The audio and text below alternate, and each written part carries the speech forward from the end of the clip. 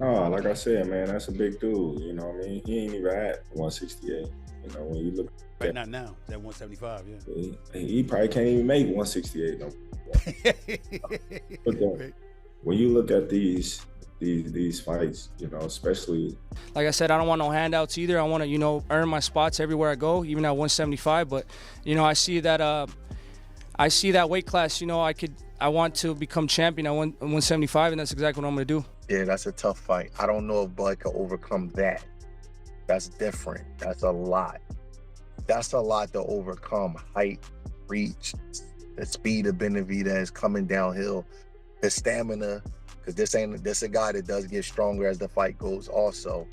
So some of the advantages he had over Canelo, he wouldn't have at Benavidez. I think it will be a question if Benavidez can make the weight. But yeah, I mean, if the fight comes up, the opportunity comes up, I would love that fight. So you're saying 160 versus Crawford, you do it? Oh yeah.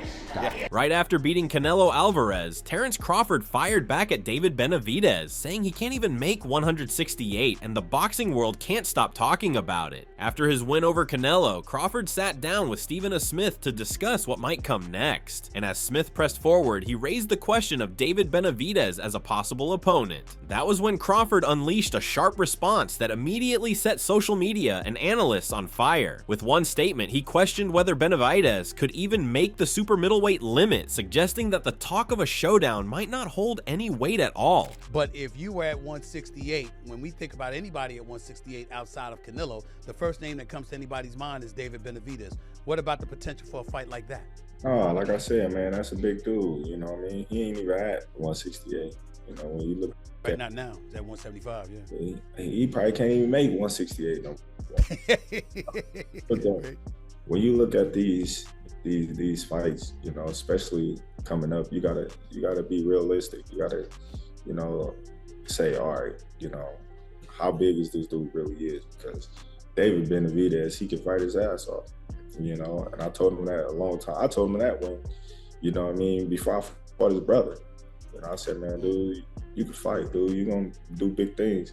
Crawford's fiery remark added fuel to an already active debate over his next opponent. Among those who spoke out were Henry Cejudo and Kamaru Usman, two respected names from the MMA community who have also been known to follow boxing closely. Both men agreed on one thing: they believe Benavidez can in fact make 168 and that a fight between him and Crawford would define who the real champion is. For them, it wasn't a matter of weight, it was about two big names colliding to settle the debate once and for all. They stressed that fans don't want excuses or obstacles, they want the best to fight the best. Hear me out here, Kamaru. Terence Crawford versus the Mexican monster, David Benavidez. I knew it was coming. He was the mandatory for Canelo. Oh my God. Relax. What's up? The scariest guy in the division. He's not in the division. He said he could still make 168 pounds. Dude. The reason why he went up because nobody wants to fight him. That's a big dude. And to be honest, Terence Crawford's 37 years old. It's about merit. Could I get to the generational talent, as he said, with Manny Pacquiao? He's an 8-division world champ. If it ain't no big name, Terence, do what you do, bro. While these debates swirled, Crawford used his post-fight press conference to address his critics directly. He reminded everyone how often he was doubted, how often people claimed he was a nobody, and how those same voices were now left speechless after his dismantling of Canelo. With confidence and a hint of satisfaction, Crawford asked the audience what more could possibly be said against him. It was a message of dominance, as though he knew exactly how much the landscape had shifted in his favor. You hear that? Which do you think means All the of most? it. And All of it. It all goes hand in hand. can you describe what it all means to you to have? You just made like a whole resume of stuff tonight. It means a lot to me because, you know, anybody can be a nobody, like I said, you know, and that's all they say I've been fighting is nobodies. So what can they say now? Somebody tell me, what can you say now? And say congratulations. That's it. What can you say? Still, Benavidez did not stay silent. He rejected Crawford's jab about not being able to make 168, arguing that the issue wasn't weight, it was division. From his perspective, Crawford has no business questioning him because they don't even compete in the same weight class. Benavidez, who sees himself as a natural 175-pounder, has his own plans and his own path to follow. For him, Crawford's comments felt more like noise than substance, more like a way to avoid stepping stepping into dangerous territory than a real critique of his ability. Nah, I wouldn't fight Crawford. I'm at 175. Despite his words, many observers began to wonder whether Benavidez might be trying to avoid the matchup altogether. While Crawford's camp accused him of struggling with weight, Benavidez seemed focused on other potential opponents. Reports suggested he was already eyeing Dimitri Bivol, another dangerous name in the higher weight classes. This raised the question, is Benavidez ducking Crawford, or is he simply setting his sights on challenges that make more sense for his career trajectory? You know what I mean? This is a tough fight. You know, the top WBC, the top people ranked at the WBC are fighting each other. So I mean, it should be an easy call. If I can't get those fights, then I'll go up to fight Bivol, or I'll go try to, you know, I set my conquest on 175. Like I said, I don't want no handouts either. I want to, you know, earn my spots everywhere I go, even at 175. But you know, I see that weight class. You know, I want to become champion at 175, and that's exactly what I'm going to do. Meanwhile, chatter about a Crawford-Benavidez clash continued to gain momentum behind the scenes. Coach Bredman, a well-known figure in boxing, revealed that interest in the fight is real. According to Bredman, Al-Sheikh has shown strong interest in making the fight happen, hinting that forces bigger than the fighters themselves may be pushing for this showdown to take place. That revelation only poured gasoline on the fire, because when someone like Turkey gets involved, fights often go from fantasy to reality in the blink of an eye. Even though he hasn't been at 60, there's no big names at 60. 68, maybe the Benavidez fight. That's a tough fight for Bud. I ain't gonna lie, that's a tough fight. Benavidez. Yeah, that's a tough fight. I don't know if Bud can overcome that. That's different. That's a lot. That's a lot to overcome. Height, reach, the speed of Benavidez coming downhill, the stamina, because this a guy that does get stronger as the fight goes also. So some of the advantages he had over Canelo, he wouldn't have at Benavidez. I think it would be a question if Benavidez can make the weight. I know he's been at 75 recently.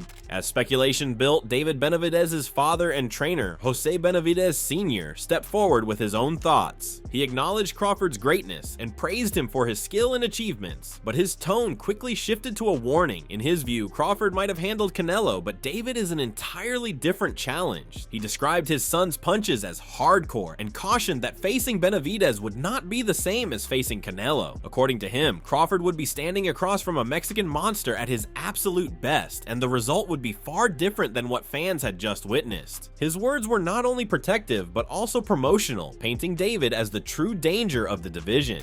You know, I think David's too big for Terence Crawford.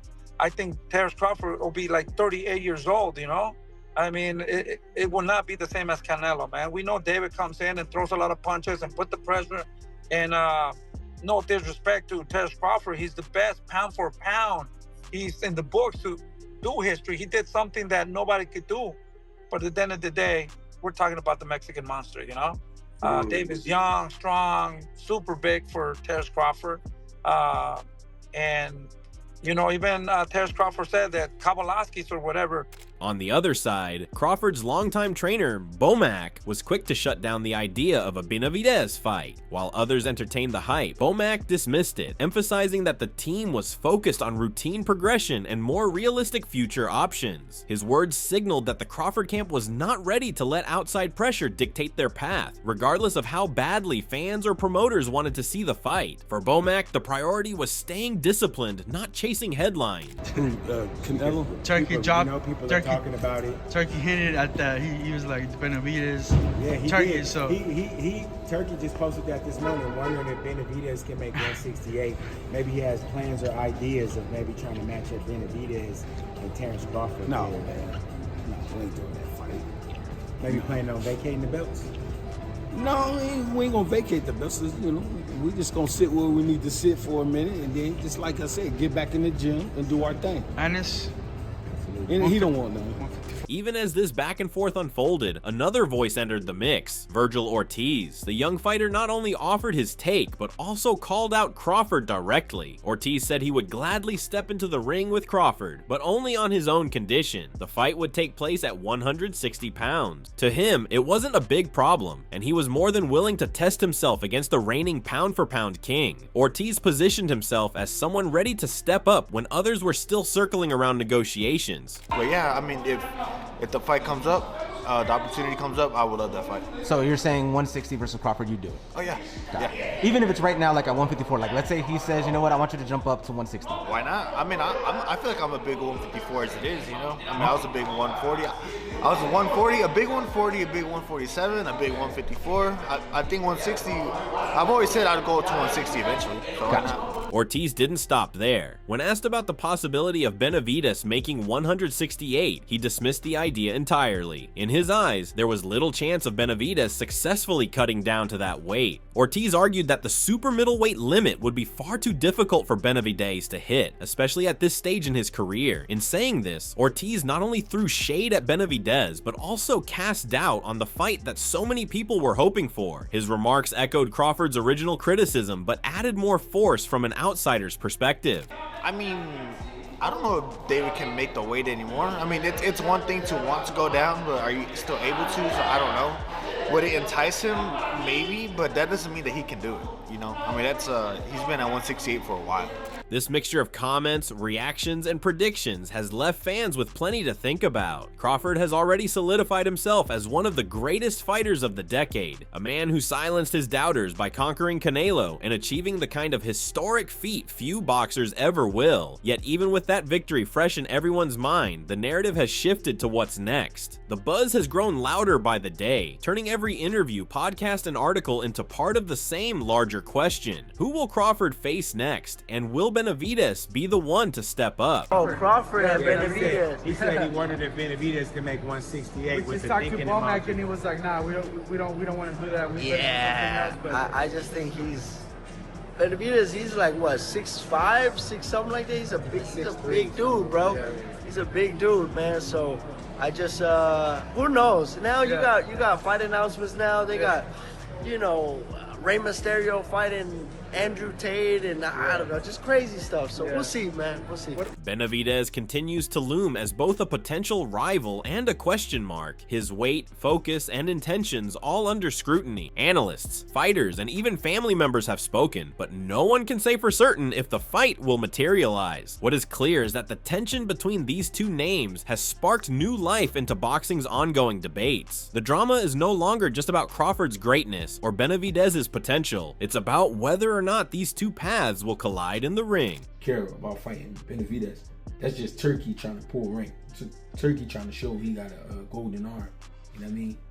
I understand that Turkey likes to make these big grand events, but there's a boxing aspect to this shit too. Like some stuff gotta make boxing sense. Bringing the dude down that's been comfortable at 75. Bringing him back down to 68 and then having him fight a dude that just jumped 3 weight classes in 2 fights that started his career off at 35. Right. Like, no, bro. No. Yeah, I don't want to see that fight. There's no point. There's no point. Like I said, Bud need to just go get a line of suits. From Turki Al Sheikh's behind-the-scenes involvement to Ortiz's unexpected call-out, the situation has become more layered with every passing day. Crawford's critics have been silenced, but new voices continue to challenge him. Benavidez's father has issued warnings, but trainers like Bomac and fighters like Ortiz have pushed the story in other directions. The boxing world, as always, thrives on these twists and turns. Would you ever entertain a fight with David Benavidez? You gotta understand. I gotta ask you, bro, because I can't, you know? My thing is, Benavidez is a big dude. Not to say I won't fight him. I fought his brother. His brother was big when I fought him. The only reason why I entertain Canelo is because he's not a big dude. He might be thick, but he's not a big dude. Benavidez is like 6 foot something. Then he gonna come in 190, 200 probably. You know what I mean? Like, you never know. Like, that's a big dude. And he's skilled. I might as well go to heavyweight if I fight Benavidez. And so the question question remains, will Crawford and Benavidez ever share the same ring, or will their feud remain just another chapter in boxing's long history of what-ifs? With fans, analysts, and promoters all eager to see the outcome, the only certainty is that the sport's drama is far from over. If you enjoyed this breakdown and want to stay updated on every call-out, controversy, and clash, make sure to like this video, drop your thoughts in the comments, and hit subscribe to Ring Rivalry, where fight night drama never ends.